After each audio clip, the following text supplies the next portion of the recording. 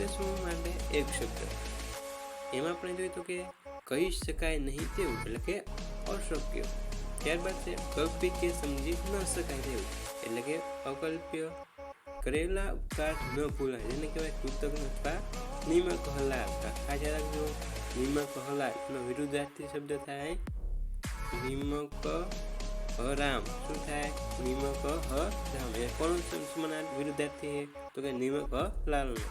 ત્યારબાદ આપણે આગળ જોઈએ તો કે કાયદાથી મના કરે એટલે કે ગેરકાયદેસર. શું થાય? ગેરકાયદેસર. ત્યારબાદ જોઈએ તો કોઈ પણ વિજ્ઞાનની સાંકેતિક ભાષા એટલે કે પરિભાષા. કોઈની પણ મદદ ન લે તે એટલે કે સ્વાવલંબી અથવા સ્વાશ્રય. ખાસ રાખજો, સ્વાવલંબી અથવા સ્વાશ્રય.